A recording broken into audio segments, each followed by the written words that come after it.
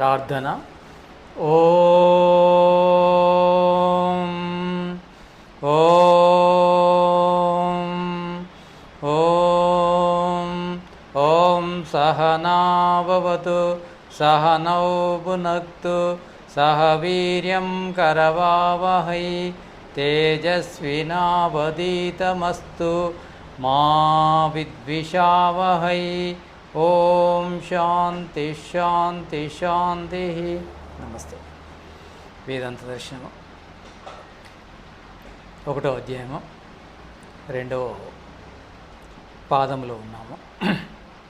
మనము పోయిన క్లాస్లో వైశ్వానరహ అనే శబ్దం గురించి, ఇది ఈశ్వరునికి ఎలా వర్తిస్తుంది అనే దాని మీద చర్చ జరిగింది.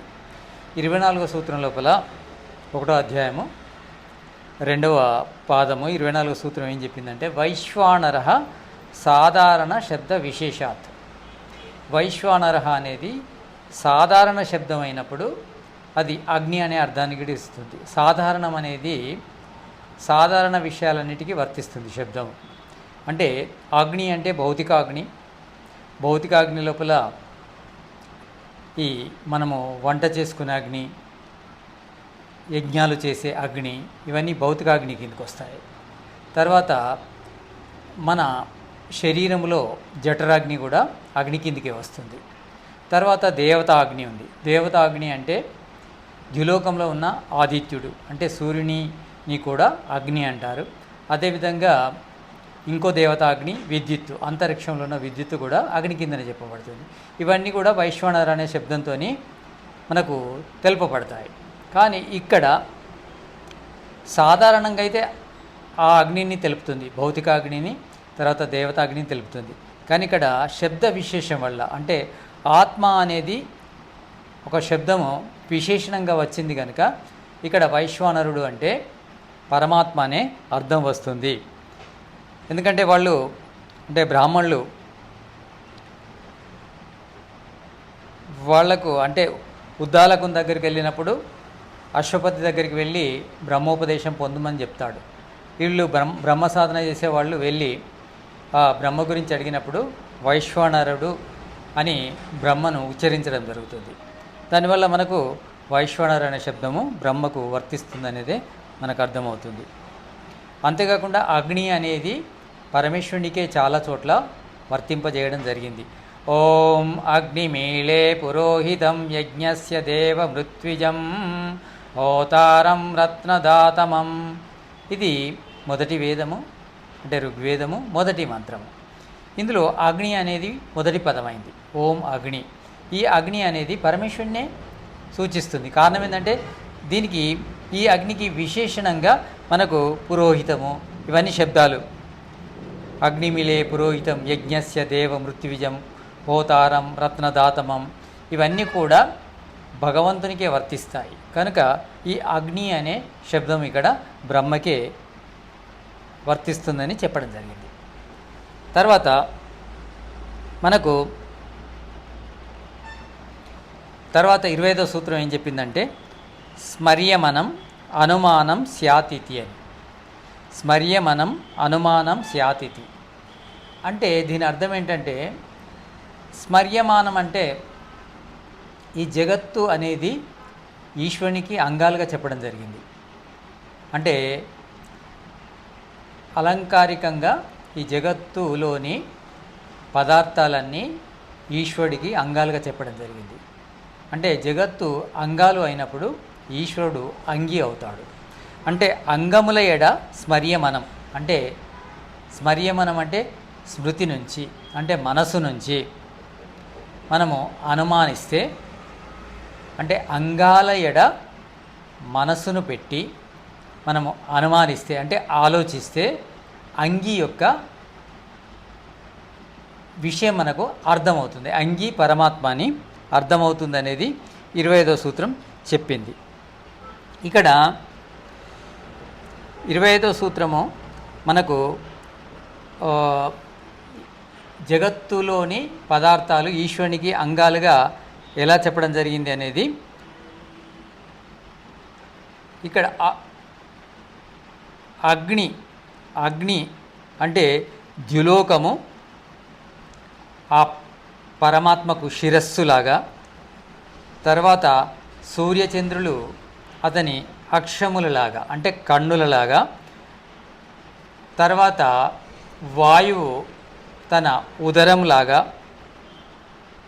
వాయువు తన ప్రాణంలాగా, ఆకాశము తన ఉదరంలాగా, తర్వాత జలము తన బస్తిలాగా, పృథివీ తన పాదాల్లాగా ఈ చాందోగ్యోపనిషత్తులో చెప్పడం జరిగింది.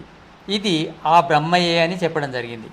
అంటే ఇలా వర్ణిస్తున్నప్పుడు అది బ్రహ్మకే వర్తిస్తుంది అనేదే మనకు అర్థమవుతుంది.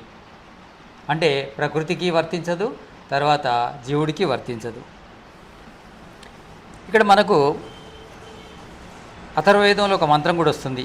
యస్య భూమి ప్రమా అంతరిక్షం ఉతోదరం దివం యస్య క్రేమూర్తానాం తస్మై జ్యేష్ఠాయ బ్రహ్మణే నమః. ఈ అథర్వవేద మంత్రం కూడా ఏం చెప్తుందంటే,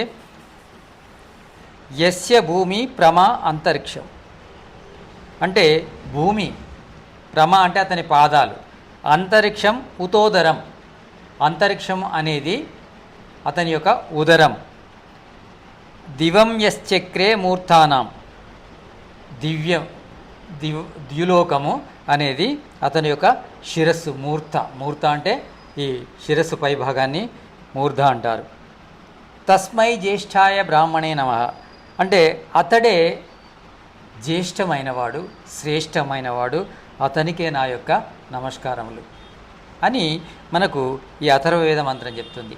అంటే ఇవన్నీ ఈశ్వరుని అంగాలుగా చెప్పడం జరిగింది. ఈ అంగాల మీద మనసు పెడితే అంగి అయిన పరమాత్మనే మనకు అర్థమవుతుంది.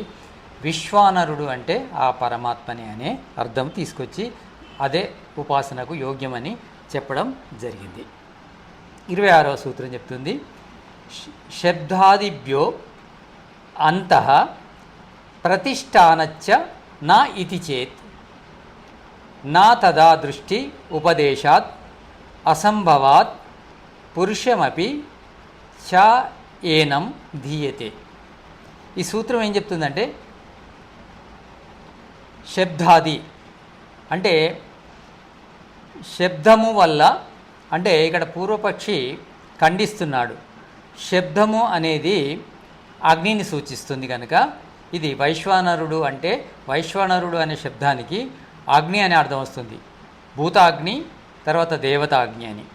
శబ్దం వల్ల మనకు ఇది వైశ్వానరుడు అంటే పరమాత్మ కాదు, అగ్ని అనే అర్థం వస్తుందని చెప్పడం జరిగింది పూర్వపక్షి. అంతేకాకుండా శబ్దాది అని చెప్పాడు కదా, శబ్దాది లోపల వైశ్వానర శబ్దము అనేది అగ్నికి అర్థాన్ని ఇస్తుందని, ఇది పరమాత్మతో భిన్నమైన వస్తువు యొక్క గ్రహణం జరుగుతుంది. పరమాత్మ కాదు, పరమాత్మకు భిన్నమైన వస్తువు యొక్క గ్రహణము అగ్నిది అనేది గ్రహించబడుతుందని చెప్పడం జరిగింది. ఏకదేశీ స్థానం చెప్పడం వల్ల, అంటే ఆ వైశ్వానరుడు ఎక్కడ ఉంటాడంటే హృదయ స్థానంలో ఉంటాడని చెప్పడం జరిగింది. దానివల్ల ఇతడు ఏమంటాడంటే పూర్వపక్షి, ఒక స్థానం లోపల ఈశ్వరుడు అతడు విభువు కనుక ఒక స్థానంలో ఉండడు కనుక దీనివల్ల కూడా వైశ్వానరుడు అనే పదము పరమాత్మకు వర్తించదు అని చెప్తున్నాడు. అంటే ఇక్కడ ఇంకొకటి కూడా చెప్తాడు, ప్రతిష్టాత్ అంతఃప్రతిష్ఠ వల్ల కూడా, అంటే శరీరము లోపల ప్రతిష్టం కావడం వల్ల పరమాత్మ కాడని పూర్వపక్షి చెప్తున్నాడు.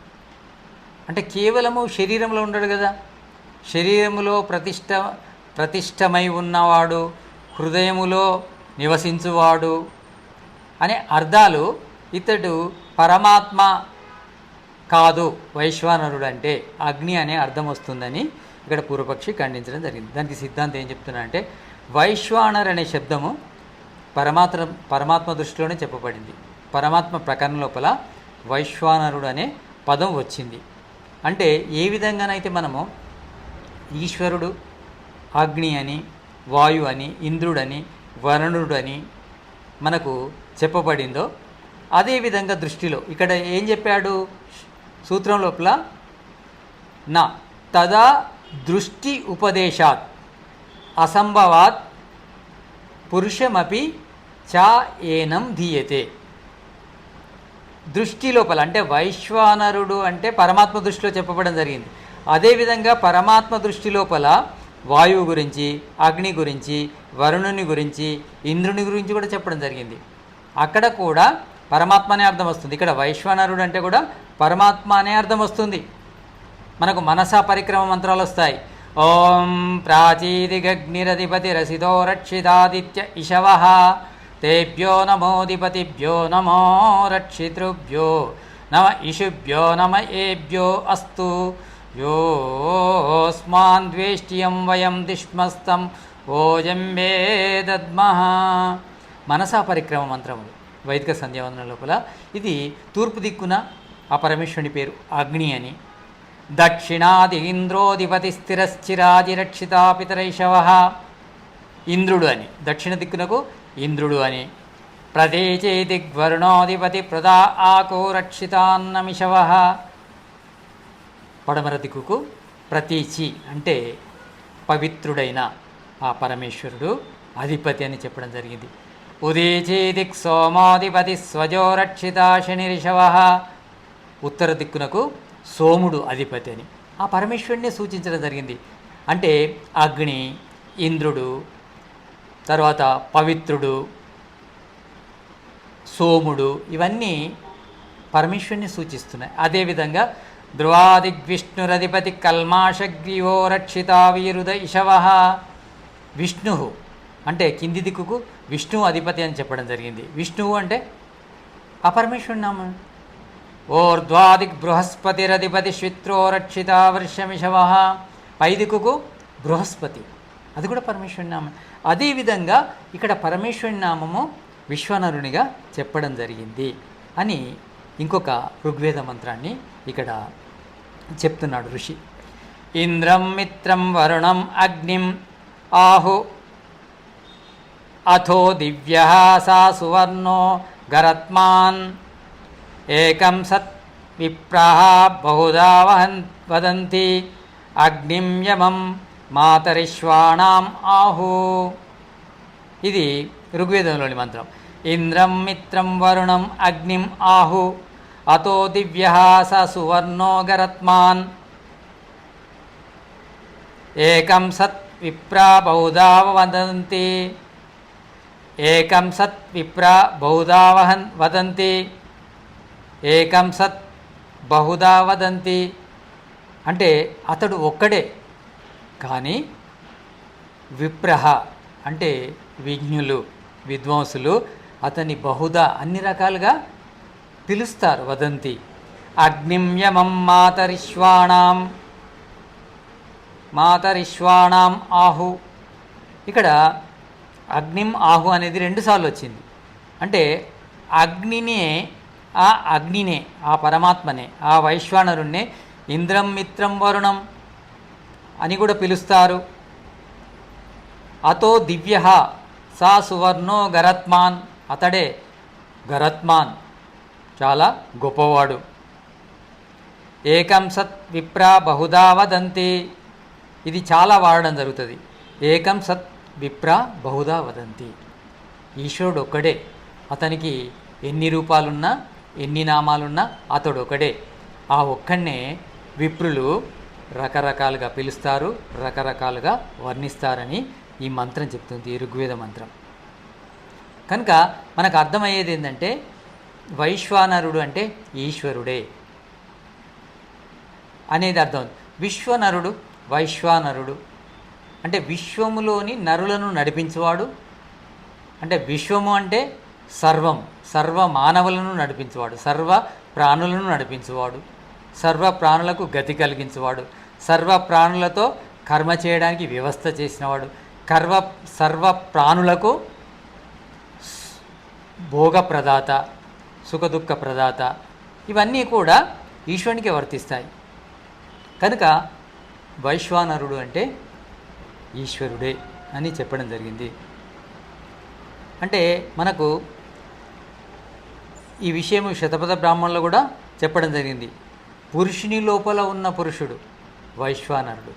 వైశ్వానరుడు అంటే పురుషునిలో ఉన్న పురుషుడు, అంటే పరమాత్మ అనే అర్థం వస్తుంది. అంటే వైశ్వానర పురుషుడు పురుషుని లోపల ఉన్నాడు, అంటే ఆత్మ లోపల ఉన్నాడు. 27వ సూత్రం చెప్తుంది, అత ఏవన దేవతా భూతంచ. అత ఏవన దేవతా భూతంచ. 27వ సూత్రం ఏం చెప్తుందంటే, ఈ హేతువులతో భూతరూప అగ్ని, దేవతా అగ్ని వైశ్వానరుడు కాదు. ఇక్కడ తీసుకున్న ఈ ఆధ్యాత్మిక ప్రకరణంలో తీసుకున్న వైశ్వానరుడు అనే పదానికి అర్థం ఏంటంటే పరమాత్మ, పరబ్రహ్మ అని అర్థమని చెప్పడం జరిగింది. భూతాగ్ని అంటే వంట చేసే అగ్ని, జఠరాగ్నిని భూతాగ్ని అంటారు. దేవాగ్ని అంటే అంతరిక్షంలో ఉన్న విద్యుత్తు, ద్యులోకములో ఉన్న ఆదిత్యుడు అంటే సూర్యుడు, ఇవి దేవతాగ్ని. ఇవి ఈ అగ్ని కాదు. ఇక్కడ ఈ ఆధ్యాత్మిక ప్రకరణలో వచ్చిన వైశ్వానరుడు అనేది ఈశ్వరునికే వర్తిస్తుంది అనేది ఈ సూత్రం చెప్పడం జరిగింది. తర్వాత 28వ సూత్రం చెప్తుంది,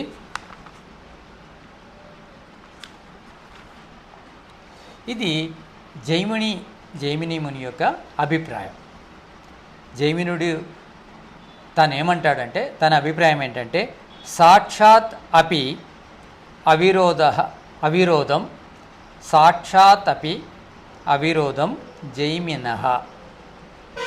జైమిని ఋషి యొక్క అభిప్రాయం ఏంటంటే, వైశ్వానర శబ్దము పరమాత్మకే వర్తిస్తుంది. ఎలాంటి విశేషణ లేకపోయినా వైశ్వానర అనే శబ్దము ఎలాంటి విశేషణాన్ని సూచించకున్నా ఆధ్యాత్మిక ప్రకరణం లోపల బ్రహ్మానే అర్థం వస్తుంది. అంటే ఆధ్యాత్మిక ప్రసంగం లోపల వైశ్వానరుడు అంటే ఆ వైశ్వానరునికి ముందు ఆత్మ, బ్రహ్మాత్మ అని విశేషణాన్ని సూచించకపోయినా వైశ్వానరుడు అంటే ఆ పరమేశ్వరునికే వర్తిస్తుంది. అంటే వైశ్వానరుడు, విశ్వనరుడు అని రెండు రకాలుగా చెప్తారు. వైశ్వానరుడు అన్న, విశ్వనరుడు అన్న ఒకటే అర్థం. అంటే సమస్త చరాచర జగత్తును ఒక రకంగా చెప్పాలంటే తీసుకెళ్ళువాడు. అంటే చరాచర జగత్తును కదిలించువాడు, చర జగత్తును, అచర జగత్తును, అంటే జీవ పదార్థాన్ని, నిర్జీవ పదార్థాన్ని రెండిటి లోపల కూడా కదలిక తీసుకొచ్చేవాడు ఆ పరమేశ్వరుడు, అతడు వైశ్వానరుడు. అయితే పరమాత్మ వ్యాపకుడైన హృదయము లోపల నిత్యంగా ఉంటాడు. అతడు వ్యాపకుడే. అంటే ఇక్కడ ఏకస్థానములో ఉన్నాడు అంటే హృదయంలో మాత్రమే ఉన్నాడని కాదు, అంతటా ఉండి హృదయం లోపల స్థిరంగా ఉన్నాడు. అంటే హృదయం లోపల ఆత్మ ఉంటుంది కనుక ఆత్మకు ఆ పరమేశ్వరుడు ఎక్కడ లభిస్తాడు? హృదయం లోపల లభిస్తాడు. ఆత్మ కోసమే పరమాత్మ గురించి చెప్తున్నాము. మరి ఆ ఆత్మకు పరమాత్మ ఎక్కడ లభిస్తాడని చెప్పాలి? హృదయం లోపల లభిస్తాడని చెప్పాలి. కనుక హృదయం లోపల ఉన్నాడని చెప్పడం జరిగింది. అలా మనము వ్యాపకుడు కదా, హృదయంలో మాత్రమే ఉంటాడంటే హృదయంలో మాత్రమే ఉంటాడని చెప్పడం లేదు, జీవుడికి హృదయములో మాత్రమే దొరుకుతాడని చెప్పడం జరుగుతుంది. అలా ఇది జైమిని యొక్క అభిప్రాయం. జైమిని ఋషి ఇతడు వ్యాసుని యొక్క శిష్యుడు. అతని అభిప్రాయం కూడా వ్యాసుడు తీసుకున్నాడు, శిష్యుడైన తన అభిప్రాయాన్ని తీసుకున్నాడు. అంటే అహంకారం లేని గురువు వ్యాసుడు. తర్వాత 29వ సూత్రం చెప్తుంది, అశ్వరథుని. ఇది అశ్వరథుని యొక్క అభిప్రాయం. ఇతడు కూడా ఒక ఋషి. అభివ్యక్తే ఇది అశ్మరత్య. అభివ్యక్తే ఇది అశ్మరత్య అంటే అభివ్యక్తి అనేది హృదయంలోనే జరుగుతుంది కనుక పరమేశ్వరుడు హృదయస్థానంలోనే ఉంటాడని చెప్పడం లోపల ఎలాంటి అభ్యంతరం లేదు. పరమేశ్వరుని యొక్క ప్రాప్తి, పరమేశ్వరుని యొక్క అభివ్యక్తి ఎక్కడ లభిస్తుంది? ఆత్మకి హృదయంలోనే లభిస్తుంది. హృదయంలోనే అభివ్యక్తి జరుగుతుంది కనుక హృదయం లోపల పరమాత్మ ఉన్నట్టు చెప్పడం జరుగుతుంది.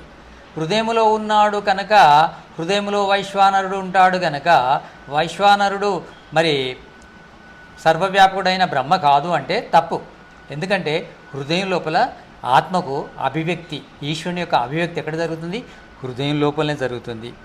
కనుక ప్రత్యక్షము ఆత్మకు పరమాత్మ ప్రత్యక్షం ఎక్కడ జరుగుతుంది? హృదయంలోనే జరుగుతుంది. కనుక హృదయం లోపల ఉన్నవాడు వైశ్వానరుడు అంటే పరమాత్మే. 30వ సూత్రం చెప్తుంది.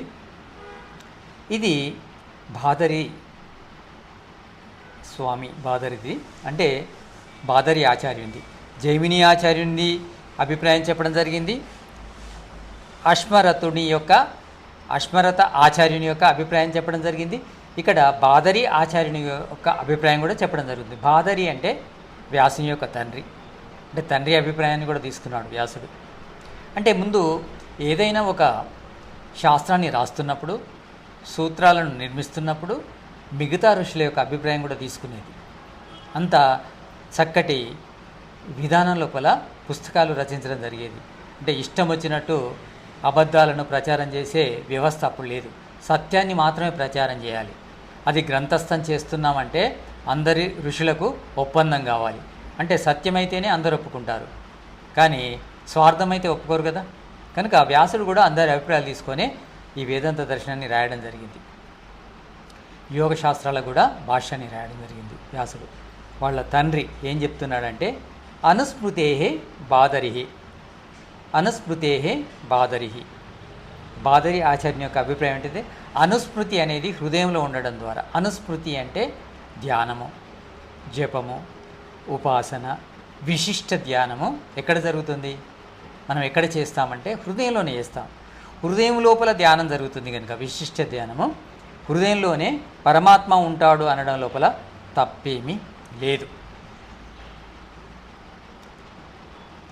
ఓం యస్మిన్ రుచః సామయజూంసి యస్మిన్ ప్రతిష్ఠితారతనాభావివారాః యస్మిన్ చిత్తగం సర్వమోతం ప్రజానాం తన్మే మనః శివ సంకల్పమస్తు.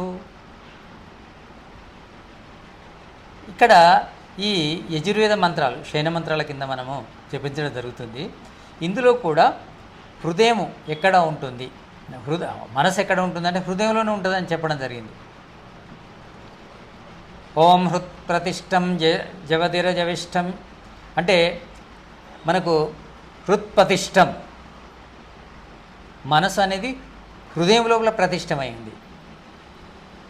మనకు ఈ యజ్జాగ్రతో దూరం దైతి దైవం తదు సుప్తస్య తదైవైతి దూరంగమం జ్యోతిషాం జ్యోతిరేకం మణై తన్మే మనః శివ సంకల్పమస్తు.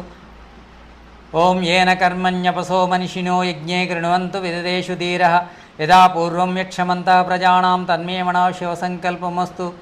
ఓం ఏనేదం భూతం భువనం భవిష్యత్ పరిగృహీతమృతేన సర్వం ఏన యజ్ఞస్థాయతే సప్తహోత తన్మే మనః శివ సంకల్పమస్తు. ఓం యస్మిన్ రుచః సామయజుంసి యస్మిన్ ప్రతిష్ఠితారతనాభావివారా యస్మిన్ చిత్తగం సర్వమోతం ప్రజానాం తన్మే మనః శివ సంకల్పమస్తు. మనకు ఈ మంత్రాలన్నీ కూడా మనసు గురించి చెప్తున్నాయి. ఆ మనసు ఎక్కడుందని చెప్తున్నాయి? హృదయం లోపల. హృత్ప్రతిష్టం అంటే హృదయం లోపలనే ప్రతిష్టమై ఉందని మనకు ఈ వేద మంత్రాలు చెప్తున్నాయి. దీనివల్ల మనకు అర్థమయ్యేది ఏంటంటే మనస్సు హృదయంలో ఉంటుంది కనుక, ధ్యానము హృదయంలో జరుగుతుంది కనుక, ఆ ధ్యానము జరిగే చోటనే పరమాత్మ ఉంటాడు అనేది ఈ బాదరి ఆచార్యుని యొక్క అభిప్రాయం. హృత్ప్రతిష్టం యదజిర జవిష్టం. ఇది యజుర్వేద మంత్రము. అంటే ఈ శయన మంత్రాల్లో మనకు హృత్ప్రతిష్టం అంటే హృదయం లోపలనే మనసు, అంటే మనసు గురించి చెప్తూ మనసు హృదయంలోనే ప్రతిష్ఠితమై ఉందనేది చెప్పడం జరుగుతుంది. అంటే ధ్యానము, జపము, ఉపాసన, విశిష్ట ధ్యానము హృదయంలోనే జరుగుతుంది. మనసు హృదయంలోనే ఉంటుంది కనుక ఆత్మ కూడా పరమాత్మ కూడా అక్కడే ఉంటాడని చెప్పడం జరిగింది. ఇక్కడ హృదయం అనే దానికి అభిప్రాయ భేదాలు ఉన్నాయి. వక్షస్థ హృదయమా, శిరస్థ హృదయమా అంటే ఆచార్య యుధిష్ఠిర మీమాంసక్ గారి యొక్క అభిప్రాయం ఏంటంటే ఈ శిరస్థ హృదయంలోనే ఆత్మ, మనస్సు ఉంటాయని, పరమాత్మను ఆ శిరస్థ హృదయంలోనే పొందాలనేది అతని అభిప్రాయం. ఇక్కడ వక్షస్థ హృదయం గురించి చెప్పడం జరిగింది. అది మనము చింతించవలసిన విషయం. అంటే ఇది చింతవ్యం, అంటే ఆలోచించవలసిన విషయం, అంటే స్వయంగా సాధన చేసి తెలుసుకోవలసిన విషయం. తర్వాత 31వ సూత్రం చెప్తుంది, ఇది కూడా జైమిని ఆచార్యుని యొక్క అభిప్రాయమే. సంపత్తేహే ఇతి జైమిని తదాహి దర్శయతి. సంపత్తేహే ఇతి జైమిని తదాహి దర్శయతి. సంపత్తే అంటే పరమాత్ముని యొక్క స్థానము హృదయం. అంటే హృదయం అంటే హృదయము లేదా ఏదో ఒక చిన్న ప్రదేశంలోనే ఆత్మ పరమాత్మను దర్శించాలి. ఎందుకంటే పరమాత్మ వ్యాపకుడే, కానీ ఆత్మ ఏకదేశి అణుపరిమాణం కలది. ఆ అణుపరిమాణం కల ఆ ఆత్మ ఒక చిన్న చోటనే అతన్ని తెలుసుకోవాలి. హృదయం అనే చిన్న స్థానం లోపలనే అతన్ని ఎరగవలసి ఉంటుంది. మనకు కర్మ సంపత్తి అని వస్తుంది, అంటే బ్రహ్మదర్శన యోగ్యత. బ్రహ్మదర్శన యోగ్యత అనేది ఎక్కడుంటుంది? హృదయం లోపలనే ఉంటుందని మనకు శాస్త్రాల్లో చెప్పడం జరిగింది. ఇక్కడ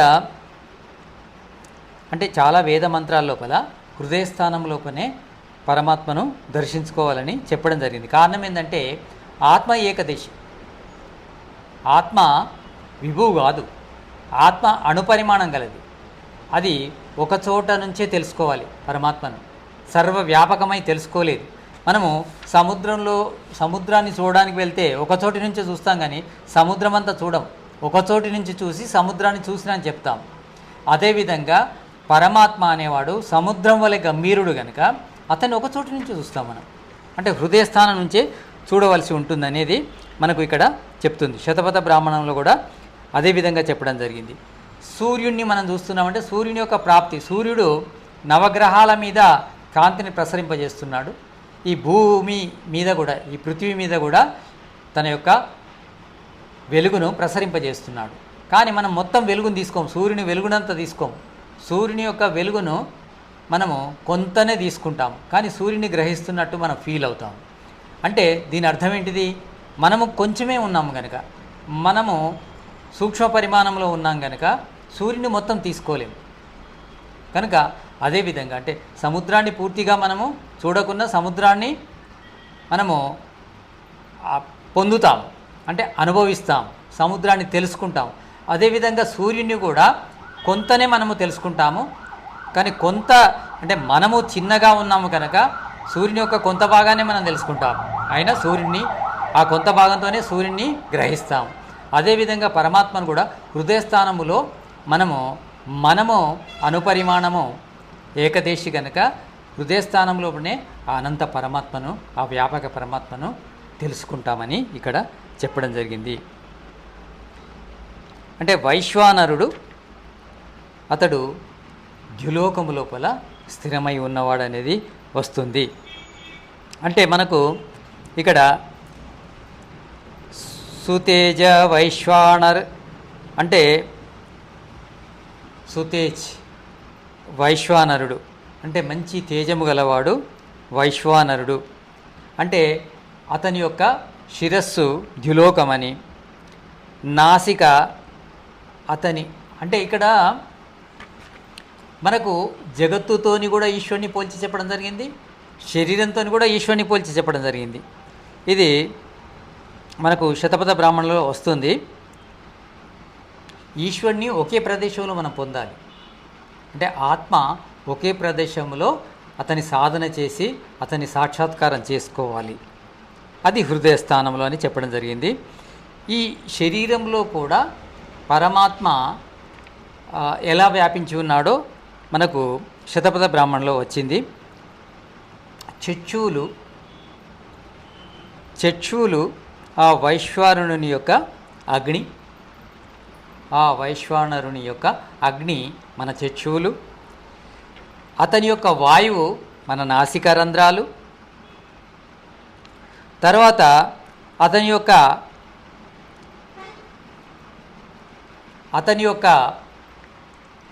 ఆకాశము మన ఉదరం, తర్వాత అతని యొక్క అగ్ని ఈ నోరు, అతని యొక్క పృథివీ ఈ పాదాలు, తర్వాత అతని యొక్క జలము ఈ బస్తి పొత్తికడుపు, అతని యొక్క ప్రతిష్ట ఈ గెడ్డము, అంటే ద్యులోకం నుంచి పృథ్వీలోకం వరకు వ్యాపించి ఉన్నట్టే ఆ పరమేశ్వరుడు మన శిరస్సు నుంచి పాదాల వరకు కూడా మన శరీరంలో వ్యాపించి ఉన్నవాడు. అతడు ద్యులోకములో ఉండి విరాట్ స్వరూపమై పొందుటకు, పూజించుటకు, ఉపాసించుటకు యోగ్యుడైనాడు. అదేవిధంగా శరీరం అందంతా వ్యాపించి మనము పొందడానికి హృదయస్థానము లోపల అతడు మనకు అవకాశాన్ని కల్పిస్తున్నాడు అనేది ఈ సూత్రము ఈ యొక్క అభిప్రాయం. అంటే మనకు ప్రతి వేద మంత్రం కూడా ఏం చెప్తుంది? మనం చేయవలసిందే చెప్తుంది. వేద మంత్రాలు ఎలా ఉంటాయంటే అశక్య ఉపదేశం ఉండదు, మనం చేయగలిగేటి శక్యోపదేశం ఉంటుంది. అంటే మానవుడు చేయగలిగేదే వేదములో చెప్పబడింది, మానవుడు చేయకూడదని చెప్పలేదు. అంటే మానవుడు ఏమి చేయాలి, ఏమి చేయకూడదు అని వేదం చెప్తుంది. అంటే కర్మ గురించి చెప్తుంది, తర్వాత స్వరూప జ్ఞానం గురించి చెప్తుంది. నా కర్మే ఉభయదర్శనాత్, కర్మ గురించి చెప్తుంది, స్వరూప జ్ఞానం గురించి చెప్తుంది. ఆ స్వరూప జ్ఞానం కానీ కర్మ జ్ఞానం కానీ మనము చేసే విధంగా, మనం పొందే విధంగా ఉంటుంది. హృదయస్థానములో ఈశ్వరుణ్ణి పొందాలని వేదం చెప్పింది కనుక హృదయస్థానములో ఈశ్వరుణ్ణి పొందవచ్చు. ఈశ్వరుడు అసాధ్యం కాదు, ఈశ్వరుడు సాధ్యమే. ఎక్కడ సాధ్యమవుతాడు ఈ జీవుడికి? హృదయంలో సాధ్యమవుతాడని మనకు చెప్పడం జరిగింది కనుక హృదయస్థానంలో వైశ్వానరుడు ఉంటాడని చెప్పడం జరిగింది. ఇది జైమిని యొక్క అభిప్రాయం. తర్వాత ఇది ఈ పాదము లోపల, అంటే 1వ అధ్యాయం 2వ పాదం లోపల చివరి సూత్రం 32వ సూత్రం, ఆమనంతి చ ఏనం అస్మిన్. ఆమనంతి ఏనం అస్మిన్ అంటే అస్మిన్ అంటే చాందోగ్యోపనిషత్తు ఏనం వైశ్వానరుని గురించి ఆమనంతి పాట పాడడం జరిగింది. ఎందుకంటే ఆ పరమేశ్వరుడు హృదయస్థానంలో ఉన్నాడని, ఆత్మలోపల ఆ పరమేశ్వరుని పొందాలని పాట పాడడం జరిగిందంటే పదే పదే చెప్పడం జరిగింది చాందోగ్యోపనిషత్తు. అంటే మనము ఆ వైశ్వానరుణ్ణి మన హృదయంలో ఉన్న ఆత్మలోపల వెతకాలి. హృదయము అంటే మస్తిష్క హృదయం కావచ్చు, వక్షస్థ హృదయం కావచ్చు. వక్షస్థ హృదయం లోపలైన ఈ శిరస్థ హృదయం లోపలైన ఆ పరమేశ్వరుణ్ణి ఆత్మలోపలనే మనం ఎరగాలి. అంటే ఒక చిన్న ప్రదేశం లోపలనే పరమాత్మను తెలుసుకోవాలని ఉంది. పరమేశ్వరుడు అనంతుడు, సర్వవ్యాపకుడు, విభువు. కానీ ఆత్మ ఏకదేశీ అణుపరిమాణం గలది కనుక దాన్ని హృదయంలోనే తెలుసుకోవాలి అని ఈ విధంగా మనకు ఈ పాదము లోపల చెప్పడం జరిగింది ఈ ప్రకరణ లోపల. అంటే వైశ్వానరుడు అనే పదము ఈశ్వరునికే వర్తిస్తుంది. ఆ ఈశ్వరుడు ఈ హృదయస్థానం లోపలనే ఆత్మకు పొందడానికి యోగ్యుడు అని చెప్పడం జరిగింది. ఆ విధంగా మనము ఈశ్వరుణ్ణి హృదయస్థానంలోనే పొందాలి. హృదయస్థానంలో పొందాలంటే ఈశ్వరుడు ఏకదేశ అని అర్థం కాదు. ఈశ్వరుని గురించి మనకు ప్రకృతి పదాలతోని వివరించి చెప్పడం జరిగింది. ప్రతి ప్రకృతి పదం కూడా, అంటే జడ పదార్థాలకు ఉన్న నామాలు కూడా ఈశ్వరునికి వర్తిస్తాయి. అగ్ని, ప్రాచీదిగగ్ని, దక్షిణాదిగింద్రోధిపతి, ప్రతీచీదిగ్వర్ణోధిపతి, ఉదీచీదిగ్ సోమోధిపతి, ధ్రువాదిగ్విష్ణురధిపతి, ఊర్ధ్వాదిగ్ బృహస్పతిరధిపతి. అంటే ఇవన్నీ కూడా ఈశ్వరుని పేర్లే. అగ్ని, ఇంద్రుడు, వరుణుడు, సోముడు, విష్ణువు, బృహస్పతి, ఇవన్నీ ఈశ్వరుని పేర్లే. అంటే ఈశ్వరుణ్ణి అర్థం చేసుకోవడం కోసము, అంటే ఏకం సత్, అతడు ఒకడే. విప్ర బహుదా వదంతి. విప్రహ అంటే విద్వాంసులు, వేద పండితులు, వేదాన్ని అర్థం చేసుకున్నవారు, బహుదా వదంతి, రకరకాలుగా వర్ణిస్తారు, రకరకాలుగా పిలుస్తారు. కారణం ఏంటంటే అతనికి అనంత గుణ కర్మ స్వభావాలు ఉన్నాయి. ఈశ్వరుడు అంటే పరిమితమైన స్వరూపం కాదు, పరిమితమైన గుణాలు ఉన్నవాడు కాదు, పరిమితమైన కర్మలు ఉన్నవాడు కాదు, పరిమితమైన స్వభావం ఉన్నవాడు కాదు.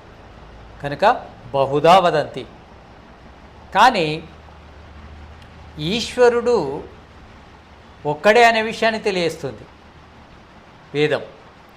ఈశ్వరులు అనేకులని తెలియట్లేదు. ఏకం సత్, అతడు ఒక్కడే. విప్ర బహుదా వదంతి, అతన్ని రకరకాలుగా పిలుస్తారు. అంటే రకరకాలుగా పిలవడం ద్వారా దేవుళ్ళు అనేకం అయిపోరు, సృష్టికర్త ఒకడే. ఇక్కడ దేవతలు అనే శబ్దము జడ పదార్థాలకు కూడా వస్తుంది. దేవతాగ్ని అన్నారు. విద్యుత్తును అంతరిక్షంలో ఉంటుంది కనుక దేవతాగ్ని, అంటే దానికి దివ్యమైన శక్తి ఉంటుంది.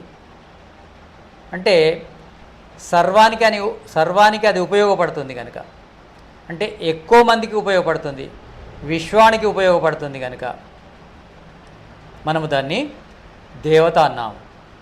దేవతాగ్ని, విద్యుత్తు. దేవతాగ్ని అంటే ద్విలోకంలో ఉన్న ఆదిత్యుడు అంటే సూర్యుడు. అంటే సూర్యుడు కూడా ఈ మొత్తం సౌర కుటుంబానికి, సౌర కుటుంబము అంటే మహర్షి దయానందుడు సౌర కుటుంబాన్ని కూడా బ్రహ్మాండం అని చెప్పడం జరిగింది. అంటే బ్రహ్మాండము, సౌర కుటుంబానికి కూడా బ్రహ్మాండం అనే నామం ఇవ్వచ్చు. అంటే ఈ బ్రహ్మాండానికి సూర్యుడు వెలుగునిస్తున్నాడు కనుక అతడు దేవత అయినాడు. అంటే జడ దేవతలు ఇవి, సూర్యుడు, విద్యుత్తు. అదేవిధంగా మనము ఈ దివ్యమైన గుణాలు గల ఈ పదార్థాలను దేవతలుగా మనం చెప్పచ్చు, కానీ సృష్టికర్తలు కాలేవు, బ్రహ్మ కాలేవు, పరబ్రహ్మ కాలేవు, బ్రహ్మాత్మ కాలేవు. ఇవన్నీ వీటికి దివ్యత్వం ఉంది కనుక వీటిని దేవతలు అన్నారు. కానీ ఇవి కూడా సృష్టికర్తలు కావు. సూర్యుడు సృష్టికర్త కాడు, విద్యుత్తు సృష్టికర్త కాదు. అలా మనం అర్థం చేసుకోవాలి. అంటే సూర్యుని కూడా వైశ్వానరుడు అనొచ్చు, విద్యుత్తును కూడా వైశ్వానరుడు అనొచ్చు. మన భూమి మీద ఉన్న అగ్నిని, భూతాగ్నిని కూడా వైశ్వానరుడు అనొచ్చు. మన కడుపులో ఉండి మన జీర్ణ శక్తినిచ్చే జఠరాగ్నిని కూడా వైశ్వానరుడు అనొచ్చు. కానీ ఈ వైశ్వానరులు సృష్టికర్తలు కాలేవు, ఉపాసనకు యోగ్యమైనవి కావు. అంటే సమస్త దుఃఖాల నుంచి దూరం చేసే సామర్థ్యము ఈ భౌతిక అగ్నికి లేదు. అగ్నిని మనం ఉపాసిస్తాం, సూర్యుని ఉపాసిస్తాము, విద్యుత్తుని ఉపాసిస్తాము, భూతాగ్నిని ఉపాసిస్తాము, జఠరాగ్ని ఉపాసిస్తాము. అంటే అర్థం ఏంటిది? ఉపాసించడం అంటే వాటిని ఉపయోగించుకుంటాం, కానీ అవి పొందడానికి, పూజించడానికి యోగ్యమైనవి కావు.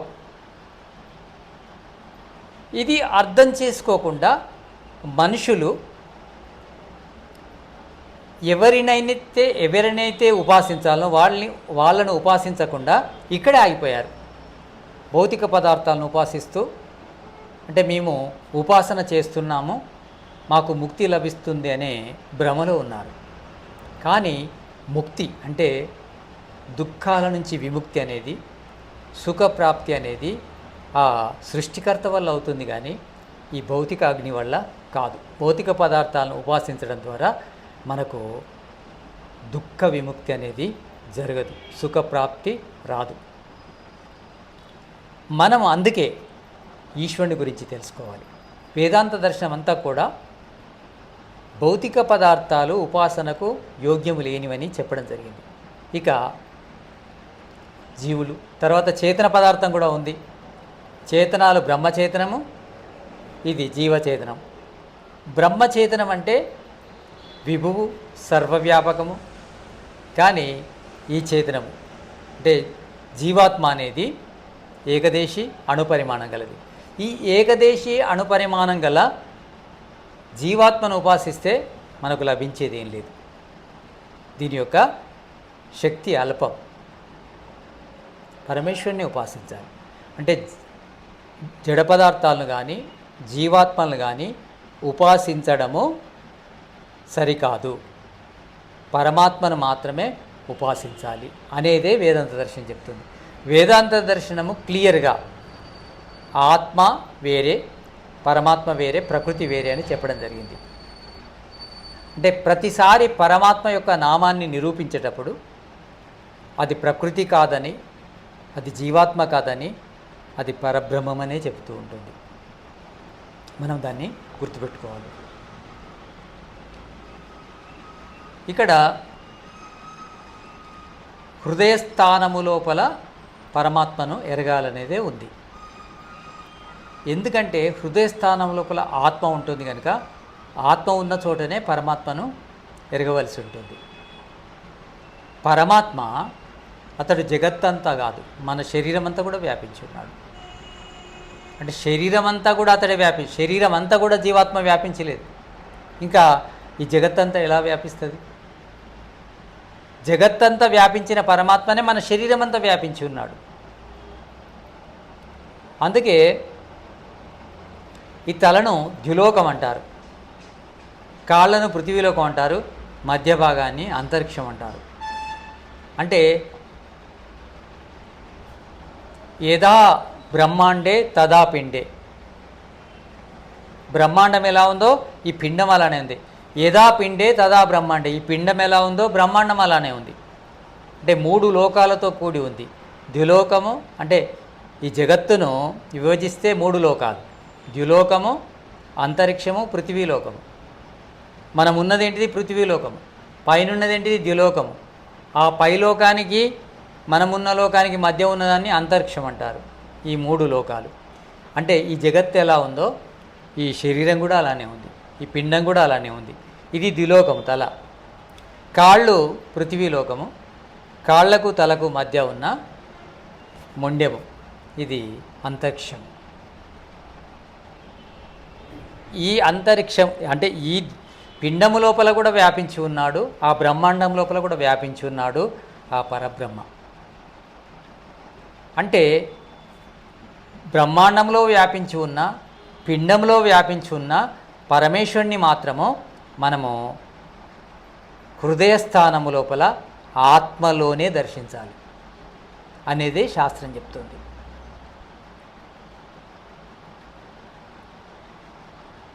అయితే వేదము ఎప్పుడైనా సత్యాన్ని చెప్తుంది. వేదో అఖిలో ధర్మమూలం. వేదములో ప్రతి శబ్దం కూడా బుద్ధిపూర్వకమైనది, అబద్ధాన్ని చెప్పదు.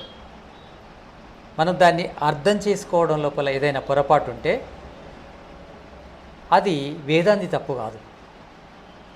వేదాన్ని అర్థం చేసుకోవాలంటే వ్యాకరణం తెలవాలి, పదార్థ జ్ఞానం అంటే పదజ్ఞానం తెలవాలి, పదార్థ జ్ఞానం తెలవాలి. తెలిసినప్పుడే వేదం ఏం చెప్తుందో మనకు అర్థమవుతుంది.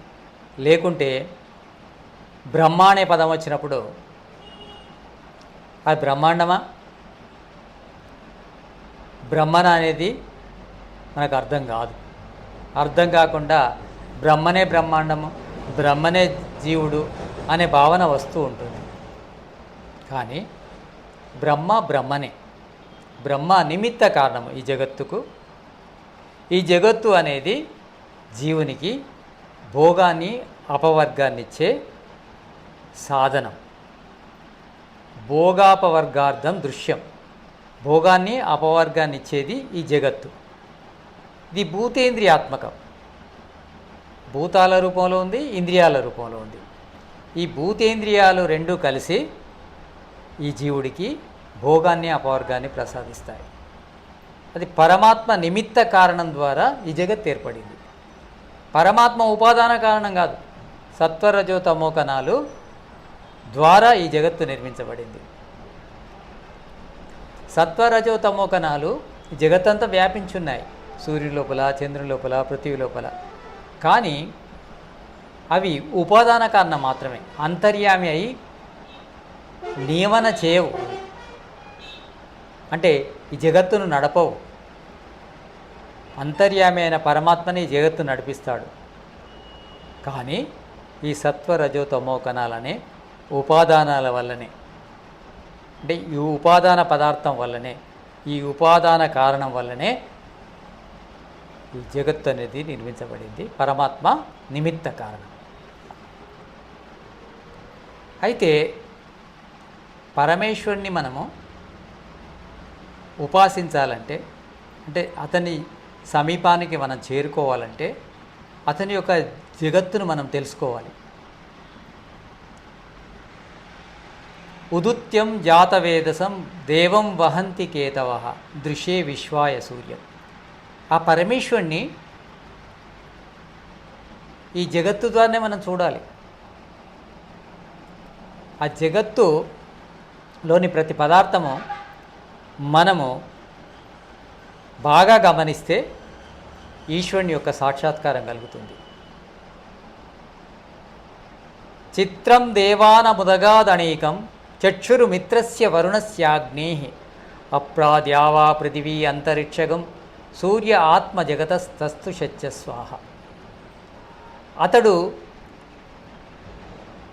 జ్ఞానస్వరూపుడై వాయువును నిర్మించాడు, అగ్నిని నిర్మించాడు, జలాన్ని నిర్మించాడు, ద్యూలోకాన్ని ధరించాడు, పృథ్వీలోకాన్ని ధరించాడు, అంతరిక్షాన్ని ధరించాడు, సూర్యుణ్ణి ధరించాడు, ఆత్మలను ధరించాడు. అతడు లేని ప్రదేశం అంటూ లేదు. ఆత్మలో ఉండి అతడు ఆత్మ కాదు. సూర్యుని లోపల ఉండి అతడు సూర్యుడు కాదు. సూర్య ఆత్మ జగతస్తస్తు శత్య స్వాహ. జీవ పదార్థంలో ఉన్నాడు, అతడు జీవ పదార్థం కాదు. నిర్జీవ పదార్థంలో ఉన్నాడు, అతడు నిర్జీవ పదార్థం కాదు. అతడు చిత్రం. చిత్రం దేవానముదగాదణీకం చక్షురు మిత్రస్య వరుణస్య అగ్నేహే. మిత్రస్య వాయువును, వరుణస్య జలాన్ని, అగ్నేహే అగ్నిని ఉత్పత్తి చేశాడు, ప్రకాశపరిచాడు, ప్రకటపరిచాడు ఆ పరమేశ్వరుడు. అంటే ఈ పదార్థ విద్య ద్వారా మనకు పరమేశ్వరుని యొక్క పరిచయం. పరమేశ్వరుని చేరుకోవడానికి ఈ జ్ఞానమే కారణమవుతుంది. ఈ పదార్థ జ్ఞానం ద్వారానే పరమేశ్వరుని మనము పొందుతాం, చేరుతాం. అందుకే ప్రాప్తికి సాక్షాత్కారానికి హృదయస్థానం చెప్పడం జరిగింది. అంటే ప్రాప్తి అంటే పరమేశ్వరుని యొక్క ప్రాప్తి అనేది ఆత్మలోనే జరుగుతుంది. ఆత్మ హృదయస్థానంలో ఉంది కనుక హృదయస్థానములో పరమాత్మ ఉన్నట్టు చెప్పడం జరిగింది. ధ్యానము మనం ఎక్కడ చేస్తాము? మనసున్న చోట చేస్తాము. మనసు ఎక్కడ ఉంటుంది?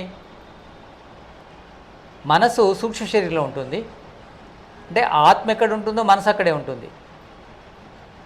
సూక్ష్మ శరీరం లోపల ఆత్మ ఉంటుంది, మహాతత్వం ఉంటుంది, అహంకారం ఉంటుంది, మనసు ఉంటుంది, పంచ జ్ఞానేంద్రియాలు ఉంటాయి, పంచ కర్మేంద్రియాలు ఉంటాయి, పంచ తన్మాత్రలు ఉంటాయి.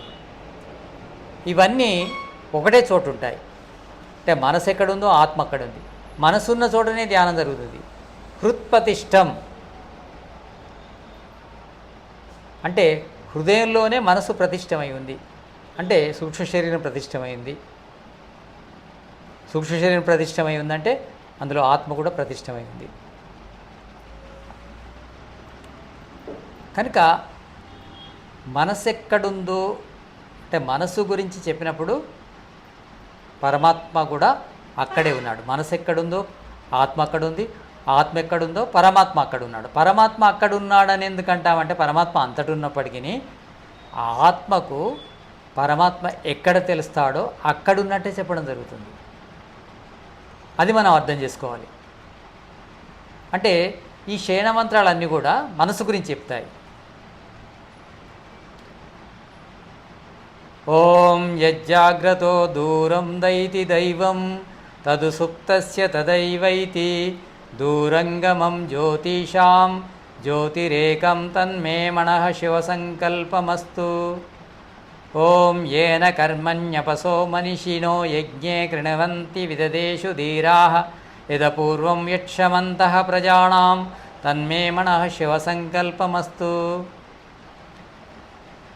ఓం ఏనేదం భూతం భువనం భవిష్యత్ పరిగృహీతమృతేన సర్వం ఏన యజ్ఞస్థాయతే సప్తహోతా తన్మే మనః శివసంకల్పమస్తు. ఓం యస్మిన్ రుచా సామ యజూంసి యస్మిన్ ప్రతిష్ఠితా రతనాభా వివారాః యస్మిన్ చిత్తగం సర్వమోతం ప్రజానాం తన్మే మనః శివసంకల్పమస్తు.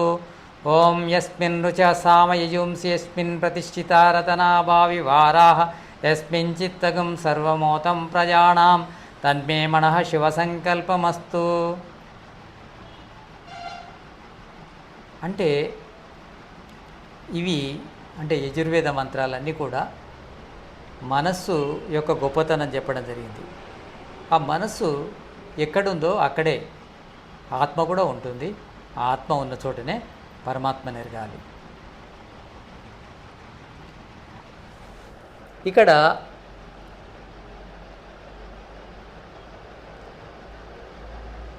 ఓం సుషారధీరశ్వాణి వయన్మనుష్యనేణీయతే అభీషుభిర్వాదివ ఇవ హృత్ప్రతిష్టం యదజిరం జవిష్టం తన్మే మనః శివసంకల్పమస్తు.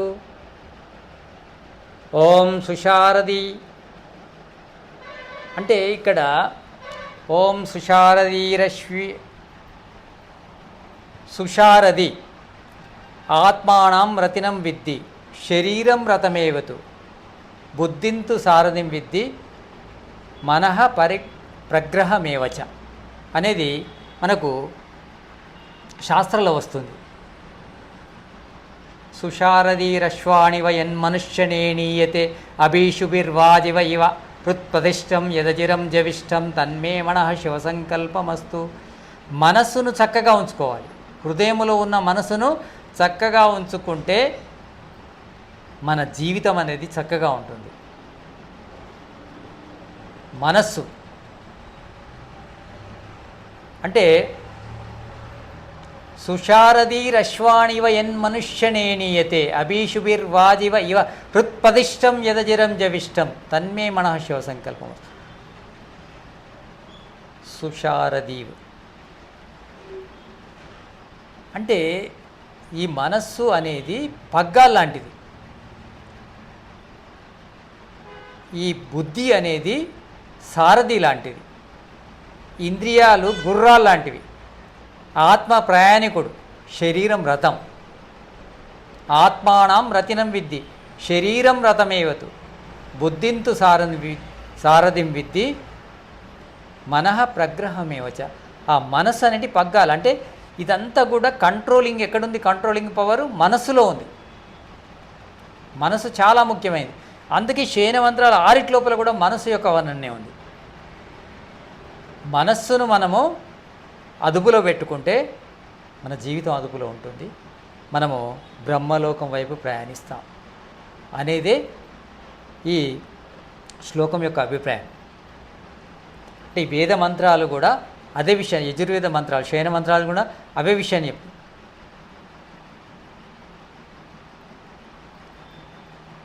అంటే హృదయస్థానము యొక్క ప్రాధాన్యత ఎక్కువగా ఉంది. హృదయస్థానములోనే సూక్ష్మ శరీరం ఉంది కనుక, ఆ సూక్ష్మ శరీరంలోనే ఆత్మ ఉంది కనుక, ఆ ఆత్మలోనే పరమాత్మను పొందాలి కనుక హృదయస్థానములోనే పరమాత్మ ఉన్నట్టు చెప్పడం జరిగింది. పరమాత్మను రకరకాలుగా మనము పిలువవలసి ఉంటుంది. దానివల్ల అంటే ఏకం సత్ విప్రా బహుదా వదంతి అంటే మనము ఆ పరమేశ్వరుని రకరకాలుగా పిలిస్తేనే ఆ పరమేశ్వరుడు అర్థమవుతాడు. ఆ పరమేశ్వరుని రకరకాలుగా వర్ణిస్తేనే ఆ పరమేశ్వరుడు అర్థమవుతాడు. అందుకనే మనకు ఈ మనసా పరిక్రమ మంత్రం లోపల కూడా అగ్ని అంటే తూర్పు దిక్కుకు అగ్ని అధిపతి అని, దక్షిణ దిక్కుకు ఇంద్రుడు అధిపతి అని, పడవర దిక్కుకు వరుణుడు అధిపతి అని, ఉత్తరం దిక్కుకు సోముడు అధిపతి అని, క్రింది వైపుకు విష్ణువు అధిపతి అని, పైవైపు బృహస్పతి అధిపతి అని చెప్పడం జరిగింది. ఈ రకరకాలుగా మనం వర్ణించడం ద్వారా, రకరకాల నామాలతో ఆ పరమేశ్వరుడిని జపించడం ద్వారా ఆ పరమేశ్వరుడు మనకు బాగా అర్థమవుతాడు.